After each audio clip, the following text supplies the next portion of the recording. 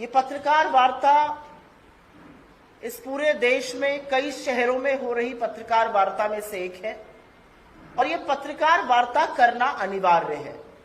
और अनिवार्य इसलिए है क्योंकि झूठ बहुत दमखम से बोला जा रहा है और इसीलिए सच को भी उतनी हुंकार भरकर बोलना पड़ेगा, अन्यथा झूठ के प्रोपेगेंडा में, झूठ के नैरेटिव में कहीं ना कहीं सच दब जाता है, छुप जाता है। हम महात्मा गांधी की पार्टी हैं तो हमें लगता है सत्य तो अंततोगत्वा सामने आएगा ही और हर बार सामने आता है, लेकिन शायद हमारी शालीनता सामने वाले को यह मौका दे देती है कि वो झूठ का प्रपंच और तेजी से फैलाए और इसलिए सच बोलना जरूरी है। सर्वप्रथम मैं यहां पर नेशनल हेराल्ड में जो चार्जशीट फाइल करी गई है, जो पूरा फर्जी वाड़ा है, जो पूरा बोगस केस है, उसके बारे में आपसे चर्चा करने आई हूं। लेकिन सर्वप्रथम एक टिप्पणी मैं देश के मौजूदा हालात पर और जिस तरह से एजेंसियों का दुरुपयोग किया जा रहा है उस पर जरूर करना चाहती हूं।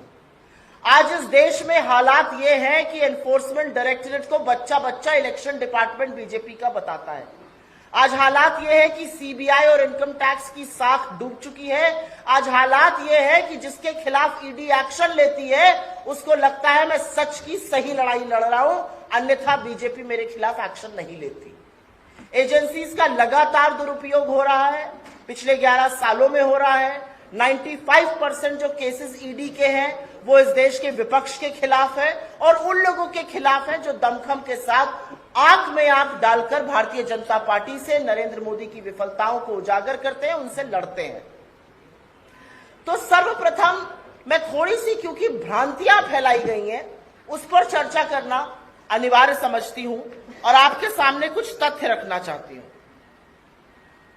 एजेएल क्या है, यंग इंडियन क्या है, उसमें सोनिया जी और राहुल जी का रोल क्या है, क्या केस है, यह बताना जरूरी है।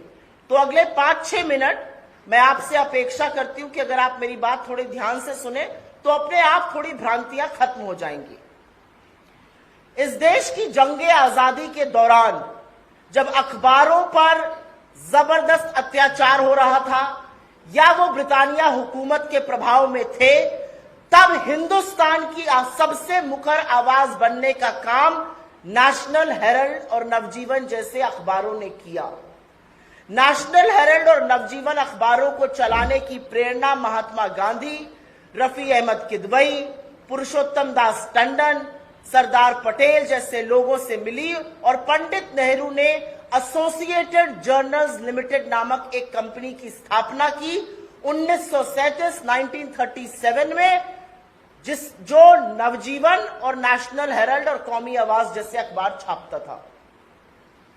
असलियत यह है कि ब्रिटिश हुकूमत भी नेशनल हेरल्ड से उतना ही चिढ़ती थी जितना मोदी जी चिढ़ते हैं।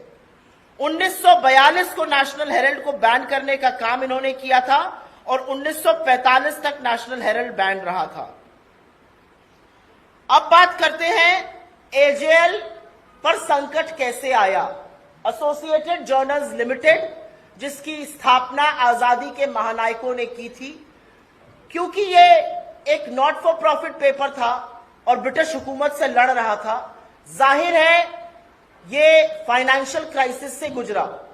इसके ऊपर लगातार डेट बर्डन, जिसको कि कर्जा कहते हैं, वो बढ़ता गया और एक वक्त ऐसा आया कि नेशनल हेरल्ड का छपना टेम्परेरी बंद हो गया। नेशनल हेरल्ड कर्ज में डूबा और तब कांग्रेस पार्टी ने, और यह बात ध्यान से सुनिएगा क्योंकि यहां पर झूठ नंबर 1 बोला जाता है, तब कांग्रेस पार्टी ने नेशनल हेरल्ड की कंपनी एसोसिएटेड जर्नल्स लिमिटेड को 90 करोड़ का लोन दिया। यह लोन एक साथ नहीं दिया गया, यह लोन 100 बैंक ट्रांजैक्शन और चेक के माध्यम से दिया गया। इसका सारा ब्यौरा, इसका स्टेटमेंट हमारे जो पार्टी का स्टेटमेंट है उसमें है, जो पीपल्स ऑफ रिप्रेजेंटेशन एक्ट के अंतर्गत हम हर साल ईसी को देते हैं। यह लोन 90 करोड़ का था, 100 बैंक ट्रांजैक्शंस और चेक के माध्यम से दिया गया। लेकिन क्योंकि एजेएल पर बहुत ज्यादा कर्ज था, और इस लोन का क्या उपयोग हुआ, इस लोन से एजेएल के जो कर्मचारी थे उनको वीआरएस का पैसा, उनका प्रोविडेंट फंड, उनकी ग्रेच्युटी, उनकी रुकी हुई सैलरी, इलेक्ट्रिसिटी बिल इत्यादि पे किए गए। लेकिन कोई भी कंपनी, और आप में से जो थोड़ा बहुत आर्थिक जगत से संबंध रखते हैं, कोई भी कंपनी अगर कर्ज के तले दबी हुई है तो वो नहीं चल सकती है। लेकिन उसको बोलने से पहले मैं आपको पहला झूठ बता देती हूं। पहला झूठ ये बोलते हैं कांग्रेस पार्टी पैसा कैसे दे सकती है। ये मामला 2012 में पूरी इलेक्शन कमीशन की बेंच के पास गया और पूरी इलेक्शन कमीशन की बेंच ने रूल किया कि कांग्रेस पार्टी ये लोन दे सकती है, इसमें किसी नियम और कानून का उल्लंघन नहीं हुआ है। This is an order from the complete bench of the election commission. ये पहला झूठ यहीं पर ध्वस्त होता है क्योंकि झूठ ये जोर से बोला जाता है। खैर, इस कर्ज को 90 करोड़ के कर्ज को कर्मचारियों को देने में, बिल चुकाने में इस्तेमाल किया गया। लेकिन क्योंकि कंपनी पर कर्ज इतना ज्यादा था, वो ऑपरेशन नहीं कर सकती थी। इस समय एजेएल के 760 शेयर होल्डर थे, 760 शेयर होल्डर्स। आप में से कुछ लोगों के पास कंपनीज के शेयर होंगे, किसी के पास रिलायंस के होंगे, किसी के पास टाटा के होंगे, किसी के पास किसी बिरला कंपनी के होंगे। आप एक शेयर होल्डर है। वैसे ही एजेएल के 760 शेयर होल्डर थे और तब एजेएल के कर्जे को इक्विटी में कन्वर्ट किया गया। यह बहुत कॉमन प्रैक्टिस है। यह हिंदुस्तान की अधिकांश कंपनियां रोज करती हैं और खुद नरेंद्र मोदी जी की सरकार इसको एनसीएलटी में रोज करने का काम करती है। डेट को इक्विटी में कन्वर्ट करना एक बहुत स्टैंडर्ड प्रैक्टिस है। जब आप डेट को इक्विटी में कन्वर्ट करते हैं तो उसी इक्विटी को आप दूसरी कंपनी में ट्रांसफर करते हैं जो बीमार कंपनियों को चलाती हैं, और ऐसा हमने भी किया। हमने डेट को इक्विटी में कन्वर्ट किया और यंग इंडियन नाम के एक कंपनी बनी 2010 में, और ये सारी इक्विटी उसमें ट्रांसफर हुई जो डेट कन्वर्जन हुआ था। यंग इंडियन ने एजेएल का टेक ओवर नहीं किया, एजेएल के किसी एसेट का टेक ओवर नहीं किया, एजेएल की किसी इनकम, एक नए पैसे की इनकम एजेएल की यंग इंडियन के पास नहीं जाती है। यंग इंडियन एजेएल का 760 शेयर होल्डर थे, 761वां शेयर होल्डर बना। यंग इंडियन कंपनीज एक्ट के सेक्शन 25, जो पहले सेक्शन 25 था अब सेक्शन 8 है, उसके अंतर्गत एक कंपनी है। सेक्शन 25 या सेक्शन 8 के अंतर्गत जो नॉट फॉर प्रॉफिट कंपनी होती है, उसके शेयर होल्डर को, उसके किसी डायरेक्टर को एक नए पैसे की सैलरी, एक नए पैसे का डिविडेंड या एक नए पैसे का मुनाफा नहीं मिल सकता है। यंग इंडियन के शेयर होल्डर्स सोनिया गांधी जी, राहुल गांधी जी, ऑस्कर फर्नांडिस जी और मोतीलाल वोरा जी हुए।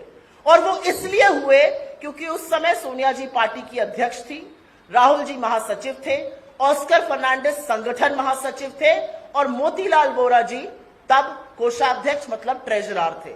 इसके दो डायरेक्टर सैम पिट्रोदा जी और सुमन दुबे जी हुए, लेकिन ये शेयर होल्डर नहीं थे। तो दूसरा झूठ कि यंग इंडियन ने कब्जा कर लिया, यंग इंडियन ने कोई कब्जा नहीं किया। यंग इंडियन आज भी महज एक शेयर होल्डर है।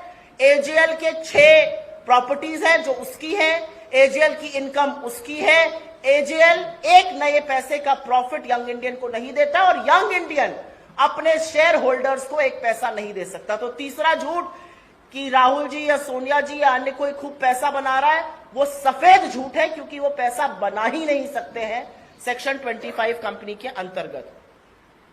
ये बातें 2012 तक चलती रही। उसके बाद एक और झूठ बोला जाता है और वो झूठ है एजेएल के पास 5000 करोड़ की प्रॉपर्टी है। इसी सरकार के इनकम टैक्स डिपार्टमेंट ने असेसमेंट किया और जो पेपर्स दायर हुए उसमें भी एजेएल की प्रॉपर्टीज की value 359 crore. Please listen to this carefully क्योंकि ये 5वां झूठ बोला जाता है। 5000 करोड़ की प्रॉपर्टी का झूठ और सच इनका इनकम टैक्स डिपार्टमेंट बताता है प्रॉपर्टी महज 359 करोड़ की है। इस पूरे मामले में सुब्रमण्यन स्वामी इलेक्शन कमीशन गए और जैसा कि मैंने पहले आपको बताया था, इलेक्शन कमीशन ने रूल किया, इसमें कोई धांधली नहीं है, कांग्रेस पार्टी ये पैसा दे सकती है। उसके बाद सुब्रमण्यन स्वामी ने बीजेपी के इलेक्शन डिपार्टमेंट, एनफोर्समेंट डायरेक्टरेट को लगातार मनी लॉन्ड्रिंग का केस लिखने की चिट्ठियां लिखी। एनफोर्समेंट डायरेक्टरेट ने इस मामले को देखा, 2-3 बार इसकी सर्वेक्षण हुआ और एनफोर्समेंट डायरेक्टरेट ने 2014 में 2015 में मोदी जी की सरकार बनने के बाद कहा इसमें कोई भी मनी लॉन्ड्रिंग नहीं है। और यह कितनी हास्यास्पद बात है कि यह पूरी चार्जशीट उस केस में दायर हुई है, मनी लॉन्ड्रिंग के चार्जेस लगाए गए हैं, जहां पर एक पैसे का लेन देन, एक प्रॉपर्टी का इधर से उधर, एक प्रॉपर्टी का या एसेट ओनरशिप ट्रांसफर नहीं हुई है। खैर, एनफोर्समेंट डायरेक्टरेट ने कहा इसमें कोई मनी लॉन्ड्रिंग केस नहीं है। यह अलग बात है कि उस डायरेक्टर को तुरंत बीजेपी ने 2015 में हटा दिया, तब डायरेक्टर कटोच थे, उनको हटाकर स्पेशल डायरेक्टर अपने लोगों को डालने की कोशिश हुई। वो डायरेक्टर जिनको तमाम बार एक्सटेंशन मिला और उनका क्या आर्थिक पृष्ठभूमि है मुझे नहीं पता, लेकिन आज वो पीएम की इकोनॉमिक एडवाइजरी काउंसिल में मिश्रा जी मेंबर है। तो ये सारा घोलमाल बीजेपी ने किया। खैर, 2013 से 2020 तक सुब्रमण्यन स्वामी ने इस पूरी कवायद करी, कोर्ट में इस पर मुकदमा लड़ा। लेकिन 2020 में जब सुब्रमण्यन स्वामी को हमारे लॉयर्स ने क्वेश्चन शुरू किया तो खुद स्वामी ने हाई कोर्ट से अपने ही केस में स्टे ले लिया। लेकिन उस समय वो नरेंद्र मोदी जी की और अमित शाह की भी थोड़ी असलियत और कलई खोलने लगे थे, तो मोटा भाई और छोटा भाई को लगा कि कहीं ये बिदक ना जाए, तो उन्होंने 2021 में इस पूरे केस में सरकार की तरफ से एक केस दायर किया। और यह डेट थोड़ी जरूरी है, 2021 में सरकार ने केस दायर किया, 2023 में एनफोर्समेंट डायरेक्टरेट ने एक प्रोविजनल अटैचमेंट ऑर्डर इशू किया, इसको किसी कोर्ट को स्वीकृति देनी होती है। 10 अप्रैल 2024 पिछले साल 10 अप्रैल 2024 को एक ट्राइब्यूनल ने इस प्रोविजनल अटैचमेंट ऑर्डर को अप्रूव किया और उसकी कंडीशन थी कि 365 दिन के अंदर चार्जशीट दायर होनी चाहिए, अन्यथा केस बन जाता। मोदी जी 11 साल से सत्ता में है, 12 साल पुराना केस है। 365वें दिन ऑन द 365th डे 9 अप्रैल 2025 को आनन फानन में इधर उधर हाथ पैर मारकर एक चार्जशीट दायर करी गई और उसमें इतने हास्यास्पद चार्जेस लगाए गए। और जैसा कि मैंने कहा, मनी लॉन्ड्रिंग का चार्ज उस केस में जहां पर एक पैसे का आदान प्रदान नहीं हुआ है। हम इस पूरे चार्ज से, हम इस पूरे केस से कोर्ट में तो निपट ही लेंगे, लेकिन जिस तरह से सरकार ने इसमें अपना प्रतिशोध की राजनीति दिखाई है, जिस तरह से सरकार ने बार बार ओछी बदले की भावना से काम किया है, वो आज दुनिया के सामने है। आप जी हजूर सत्ता में बैठे हैं, 365वें दिन आप इसलिए चार्जशीट दायर करते हैं क्योंकि आपके पास न तथ्य है, न साक्ष्य है, न सबूत है। असलियत यह है कि यह पूरा केस सिर्फ और सिर्फ इसलिए किया गया है जिससे कांग्रेस पार्टी बुलंदी से आपसे लड़े ना।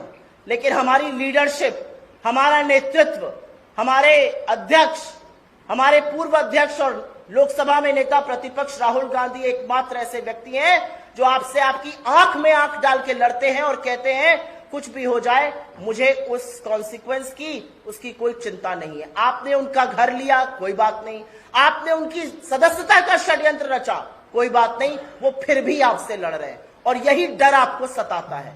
और आपकी जानकारी के लिए बता दूं, एक छठा झूठ जो बोला जाता है, एजीएल तो जी, नेशनल हेराल्ड तो जी छपता ही नहीं है। नेशनल हेराल्ड और नवजीवन हर हफ्ते छपते हैं। नेशनल हेराल्ड, कौमी आवाज, नवजीवन की तमाम वेबसाइट्स हैं। असलियत एक ये भी है कि तमाम सोशल मीडिया हैंडल्स उनके ऑपरेट करता है एजेएल। और एक नया जो झूठ बोला गया, वो मैं अंतिम बात बोल के अपनी बात खत्म करूंगी, कि हमारी हिमाचल की सरकार ने नेशनल हेराल्ड को इश्तेहार क्यों दिया। मध्य प्रदेश की आपकी सरकार ने, उत्तर प्रदेश की आपकी सरकार ने, महाराष्ट्र की आपकी सरकार ने, छत्तीसगढ़ की आपकी सरकार ने, राजस्थान की आपकी सरकार ने, हरियाणा की आपकी सरकार ने लगातार मैं क्यों ना पूछूं कि ऑर्गेनाइजर और पंचजन्य को इश्तेहार क्यों दिया। और आप में से कुछ लोग, आप नहीं, आपके जो साथी स्टूडियो में बैठकर बड़ी बड़ी बातें करते हैं और इस पर सवाल उठाते हैं, आपकी सैलरी भी सरकार के उन्हीं इश्तेहारों से आती है जो आपके चैनल में दिए जाते हैं और आपकी आवाजों को दबाया जाता है। तो मुझे लगता है बेमानी बातें करना एक चीज है, झूठ बोलना एक चीज है।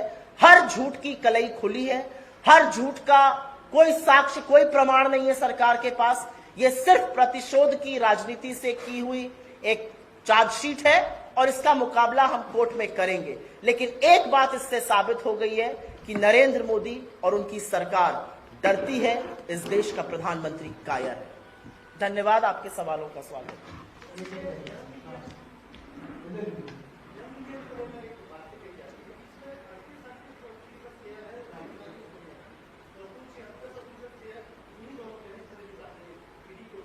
यंग इंडियन एक नॉट फॉर प्रॉफिट कंपनी है जो डेट 90 करोड़ की थी। जब वो इक्विटी में ट्रांसफर हुई तो कुछ शेयर बने, मान लीजिए 10 शेयर बने। 10 शेयर, अगर 4 शेयर होल्डर्स हैं तो 2.5 शेयर सबको मिला। इसमें क्या बड़ी बात है?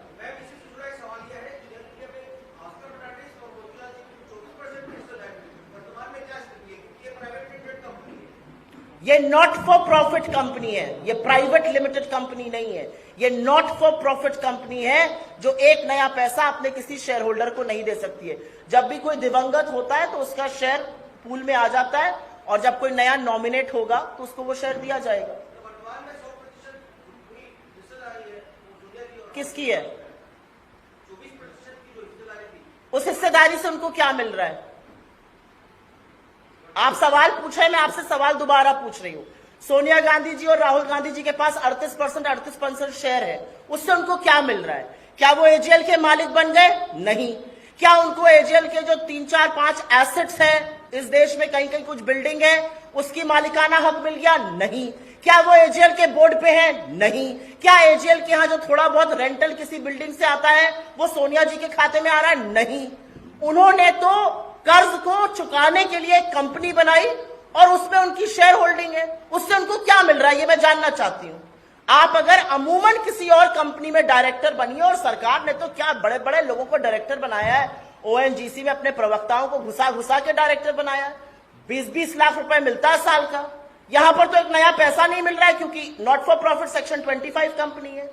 मैं कह रही हूं अगर 100% भी शेयर है, मिल क्या रहा है? आप मेरी बात समझ पा रहे हैं? मिल क्या रहा है ये मैं जानना चाहती हूं। आप किस चीज, आपको क्या दिक्कत है कि उन्होंने कर्ज चुकाया? आपको दिक्कत है कि वो एक नॉट फॉर प्रॉफिट में, यहां पे चार्ज आप किस चीज का लगा सकते हैं? अगर इनकम उनको आ रही होती तो आप कहते कि देखिए कर्जा चुकाकर वो इनकम खा रहे, 1 पैसे की इनकम उनको नहीं आ रही है। अगर उनको डिविडेंड मिल रहा होता तब भी आप ये बात कह सकते थे। अगर उनको मालिकाना हक मिला होता तब भी आप ये कह सकते थे। उनको तो इसमें कुछ नहीं मिल रहा है, तो 100 नहीं 150% शेयर मिल जाए क्या फर्क पड़ता है? उनको मिल क्या रहा है इसमें?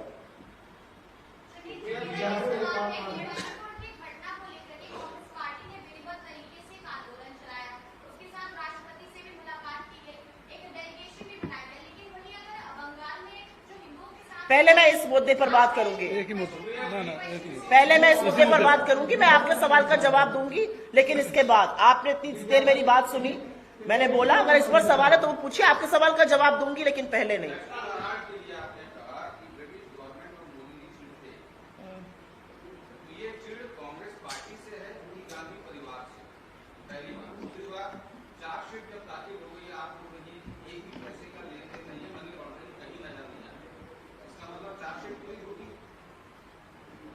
ये पहली चार्जशीट ईडी ने दायर करी है किसी विपक्ष की नेता के खिलाफ। 2014 के बाद से, प्रत्यक्षम किम प्रमाणम, 2014 के बाद से लगातार झूठे मुकदमे विपक्षी नेताओं के खिलाफ चलाए जा रहे हैं। 95% केसेस विपक्षी नेताओं के खिलाफ चलते हैं।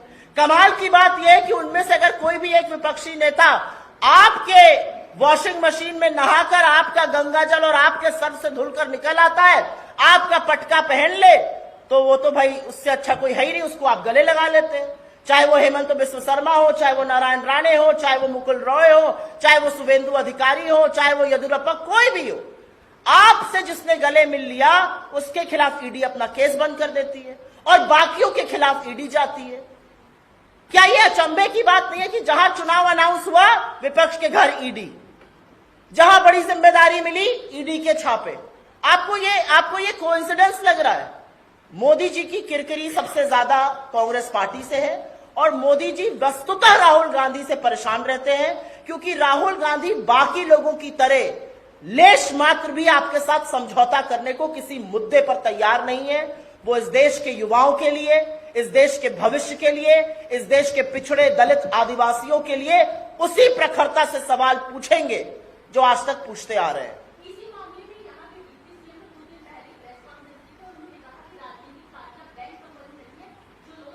क्या नहीं है?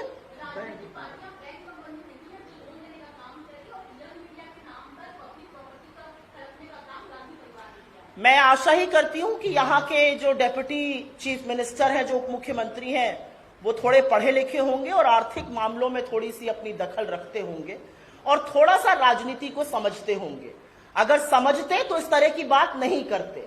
अगर आप लोग भी शायद तथ्य जानते तो आप उनसे पूछते कि आप ये सफेद सपाट झूठ क्यों बोल रहे हैं? आप कौन हैं? क्या आप पीपल ऑफ रिप्रेजेंटेशन एक्ट से बड़े हैं? क्या आप चुनाव आयोग से बड़े? क्योंकि चुनाव आयोग की पूरी बेंच ने इस पर अपना जजमेंट 2012 में दिया है। तो क्या यहाँ के उप मुख्यमंत्री उस जजमेंट को खारिज कर रहे हैं? क्या वो कह रहे हैं कि चुनाव आयोग का वो जजमेंट गलत है? क्या उनको इस बारे में जानकारी भी है? क्या वो नॉट फॉर प्रॉफिट कंपनी का मतलब भी समझते हैं? मेरे सामने अगर उप मुख्यमंत्री जी आए तो मैं सबसे पहले उनसे पूछूंगी, हर घंटे 5 नाबालिगों के साथ यौन शोषण के मामले सामने आ रहे हैं, उस पर बात करिए आप। ये तकनीकी और लीगली तौर पे जी यंग इंडियन कंपनी की 5 लाख रुपए में 90 करोड़ के ट्रांसफर के लिए बनाई थी, तकनीकी रूप से लीगली तौर पे आपके हेडिंग की सही है, लेकिन क्या नैतिक रूप से ही सही था? नैतिक क्या गलत है इसमें, आप मुझे समझाइए। मतलब मैं आपसे अगर डेट टू इक्विटी कन्वर्जन, आप यही पूछ रहे ना कि 50 लाख के स्टैम्प पेपर पे 90 करोड़ की डेट इक्विटी में कैसे बदल गई? अगर यह नैतिक रूप से गलत है तो नरेंद्र मोदी की सरकार और उनके वित्त मंत्री जेल जाएंगे, क्योंकि यही काम सरकार एनसीएलटी में करती है, रोज करती है।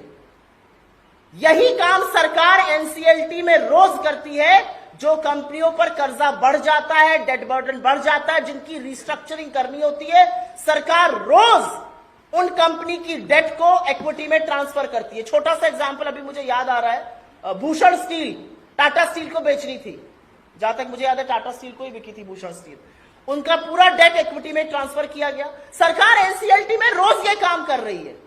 तो ये नैतिक है, ये संवैधानिक है, ये लीगल है, ये टेक्निकल है, ये तो मैं फैसला आप पर छोड़ देती हूं। लेकिन अगर ये नैतिक नहीं है तो सरकार ये काम क्यों कर रही है? सरकार को भी नहीं करना चाहिए। जो चीजें अर्थ जगत में अमूमन चलती हैं, जिस तरह से कंपनियां चलाई जाती हैं, वही हमने भी किया। एक भी इसमें कोई घपला नहीं है, एक भी साक्ष्य आप कुछ नहीं कर। आपको यह नहीं लगता कि 11 साल से नरेंद्र मोदी सत्ता में बैठे हुए हैं, और अगर वाकई में इसमें कुछ त्रुटि होती तो नरेंद्र मोदी जैसे व्यक्ति, जिनको बर्दाश्त नहीं है सामने वाला उनके सामने बोले, वो इस मामले में 11वें साल तक हाथ पे हाथ धरे बैठे रहते, 365वें दिन का इंतजार करते। इतना तो मेरे भाई आप भी मोदी जी को जानते हैं।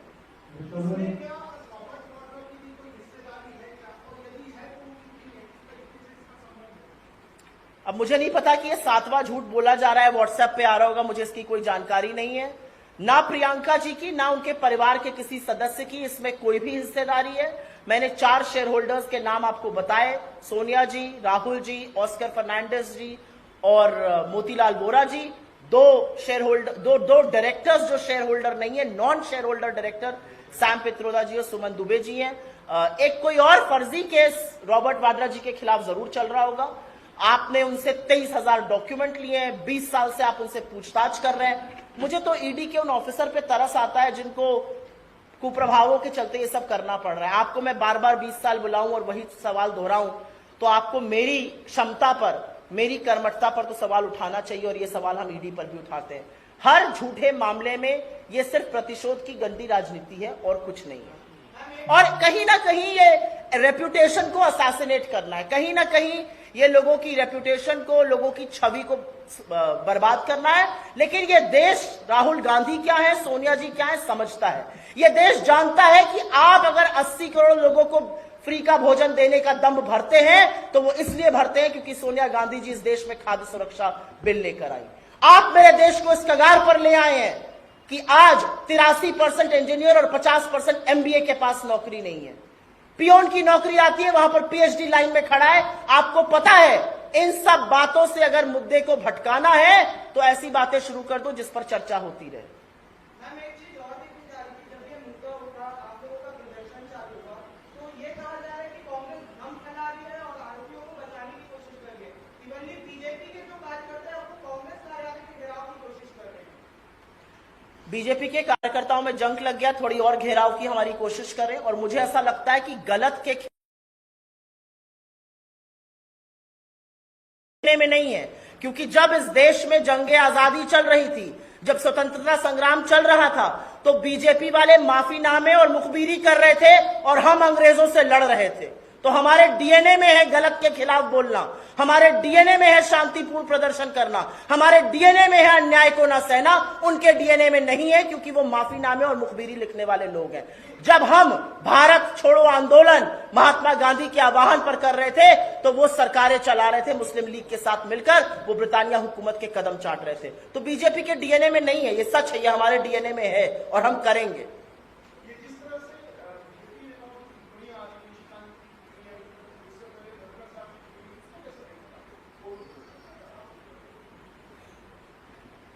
इस देश के सर्वोच्चतम न्यायालय के सबसे ऊंचे पद पर बैठे सर्वोच्च न्यायाधीश के खिलाफ बीजेपी का एक सांसद यह कहता है कि देश में गृह युद्ध उनकी वजह से चल रहे हैं। उससे पलड़ा झाड़ने का काम कुछ ही घंटों में बीजेपी के राष्ट्रीय अध्यक्ष जेपी नड्डा जी करते हैं। लेकिन पूरी की पूरी बीजेपी और तमाम मुख्यमंत्री उसके सपोर्ट में खड़े हुए, ट्वीट कर रहे हैं, बयान दे रहे हैं। तो दो ही चीजें हो सकती है, या तो नड्डा जी बिल्कुल रबर स्टैंप है जो हम कहते हैं, या और ये सच है, आपको जो बुलवाना था आपने बुलवा लिया, आप धमकाना चाहते हैं और उसके बाद आप पलड़ा झाड़ने का काम कर रहे हैं। अगर इस देश में लेश मात्र भी कानून बचा है तो निशिकांत दुबे जी जैसे लोगों के खिलाफ कार्रवाई होनी चाहिए, जो खुद अपनी डिग्री फर्जी होने पर मुकदमा लड़ रहे थे। वो इस देश के न्यायाधीश को गृह युद्ध फैलाने वाला बता रहे हैं। ये दिखाता है आपको कि सत्ता का नशा किस कदर सिर पर चढ़कर बोल रहा है।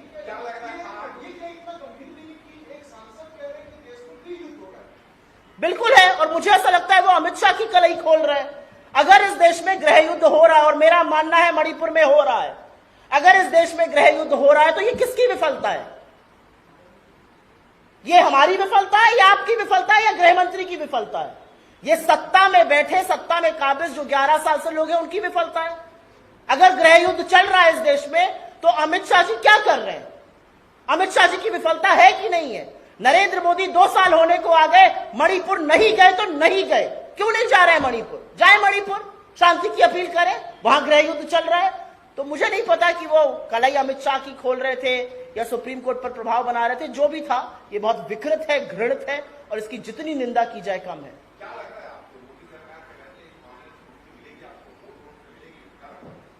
मुझे ऐसा लगता है कि मेरी न्यायपालिका में बहुत उम्मीद है, और नरेंद्र मोदी सरकार ने क्या क्या करने की कोशिशें नहीं करी हैं 11 साल में, अगर उस पर चर्चा करने के लिए आ जाएंगे तो पूरा दिन पूरी रात बीत जाएगी और फिर भी उनकी काली करतूतें खत्म नहीं होंगी। मैं पूरी तरह से आश्वस्त हूं, क्योंकि केस में कुछ नहीं है। थोड़ा बहुत मेरा बैकग्राउंड अर्थ जगत से जुड़ा हुआ रहा है, 20-25 साल पत्रकारिता अर्थ जगत की ही करी है। एक भी ऐसा पॉइंट नहीं है जहां पर सरकार के पास कोई भी तथ्य है। इनफैक्ट सरकार की चार्जशीट अपने ही डिपार्टमेंट्स को कॉन्ट्रडिक्ट करती है। सरकार की चार्जशीट अगर मनी लॉन्ड्रिंग पर है तो पैसे का आदान प्रदान दिखाएं, पैसे का लेन देन दिखाएं। एक पैसे का लेन देन नहीं और मनी लॉन्ड्रिंग का आपने चार्ज लगाया हुआ है। तो मेरा अपना मानना है कि न्यायपालिकाओं पे हमें विश्वास है। ये सारी बातें मुद्दों से भटकाने के लिए, परेशान करने के लिए, छवि बिगाड़ने के लिए। नरेंद्र मोदी भी जानते हैं इसमें कोई भी ऐसी चीज नहीं है जिस पर वो कुछ प्रूफ कर पाए।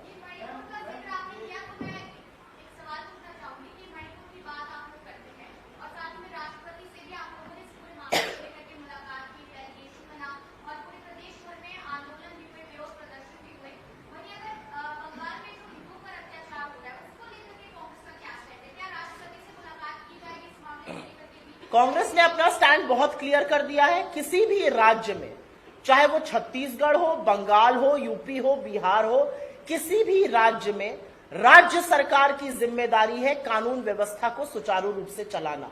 और अगर आपके यहां हमले हो रहे हैं, अगर आपके यहां वायलेंस हो रहा है, हिंसा हो रही है, तो राज्य सरकार की जिम्मेदारी है, वहां के पुलिस और प्रशासन का फेलियर है।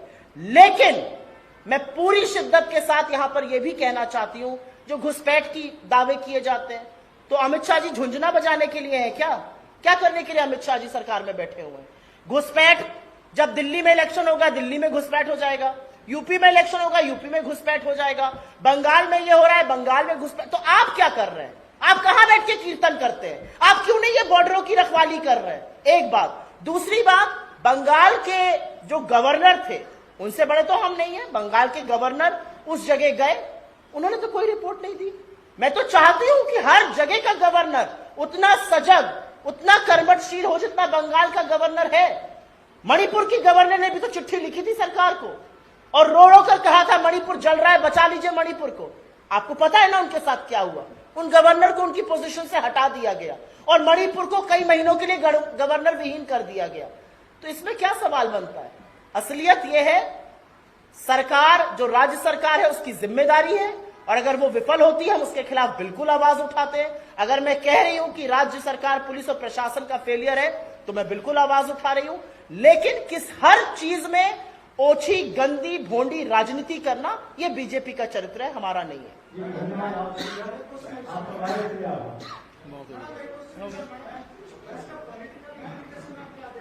किसका? इसका पॉलिटिकल इंप्लीकेशन 4 साल का बच्चा आपको बाहर सड़क पे बता देगा कि नरेंद्र मोदी डरपोक है, उनको बिहार के पहले मुद्दा भटकाने के लिए एक विषय चाहिए था और वो कर रहे हैं। उनको लगता है कि क्योंकि कलई खुल रही है अडानी पर और तमाम चीजों पर, वो इस तरह की चीजें कर रहे हैं। इसका पॉलिटिकल इंप्लीकेशन ये है। धन्यवाद।